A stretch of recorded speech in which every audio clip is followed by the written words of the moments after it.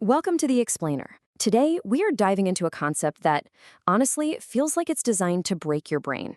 But it might just be the key to a wiser life. We're talking about the paradox. And trust me, these aren't just clever riddles. They are fundamental truths hiding in plain sight. I mean, just think about that for a second. It sounds completely backward, doesn't it? We're always told to chase our dreams, to pursue our goals. But when it comes to one of the biggest goals of all, happiness, the very act of chasing it can actually make you miserable.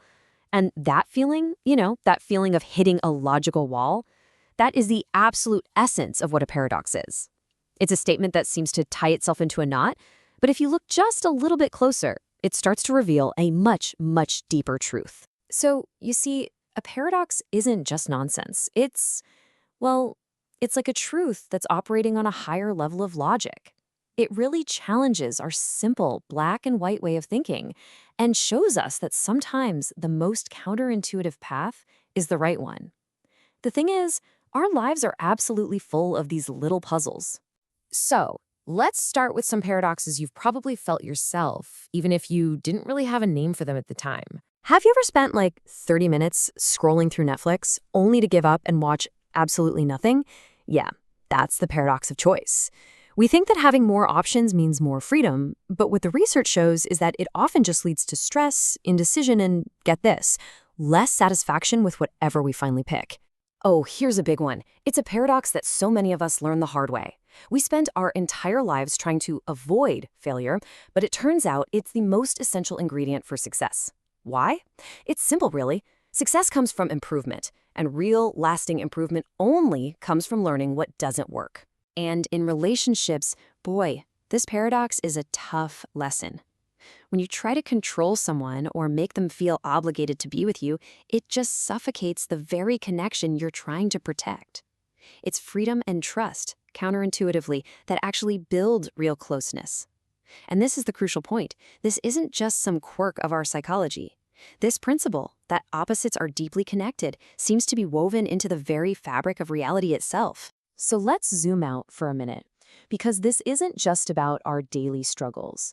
The greatest thinkers, both ancient and modern, all came to the same conclusion. Reality itself is fundamentally paradoxical. Our everyday minds, they love logic. We want clear, either-or answers to everything. But true wisdom, that often lives in the gray area, in the world of both and. It's about expanding how we think, not just about solving a problem. And ancient wisdom traditions, they understood this perfectly.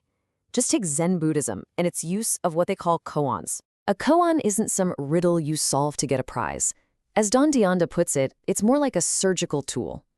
It's designed specifically to short-circuit your logical brain, to force you past the limits of simple, everyday reason. This is probably the most famous koan, and for a very good reason. Your rational mind just immediately hits a brick wall. There is no logical answer. And that's exactly the point. It forces your mind to go to a place beyond simple concepts. And what's so fascinating is that this isn't just for ancient philosophy.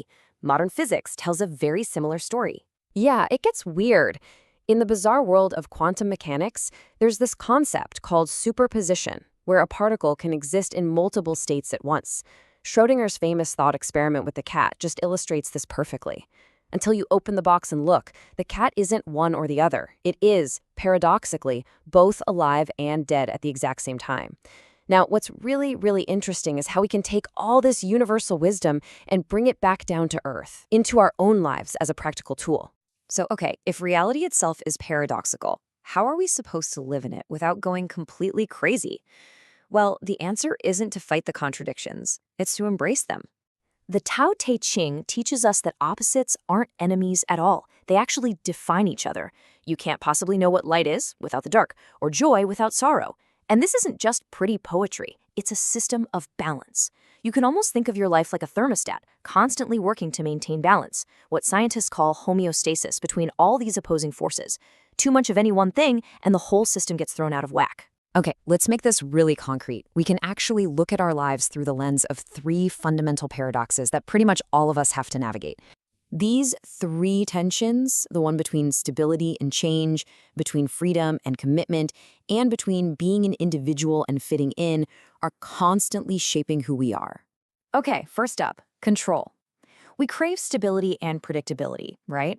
It makes us feel safe. But a life that's completely predictable becomes stagnant, boring, and kind of meaningless. We also need change and novelty to feel alive. So, what's the resolution? Self discipline. By using discipline to pursue steady, controlled growth, you get both the stability of a routine and the excitement of progress. Next, choice. We all think we want absolute freedom, infinite options. But as we saw with the whole Netflix thing, that can be paralyzing. On the flip side, too much commitment can feel like a trap. The solution here is to use your freedom to make smart commitments. By choosing to commit to a relationship or a skill or a career, yeah, you give up some options, but what you gain is depth, meaning, and new, more valuable freedoms down the line.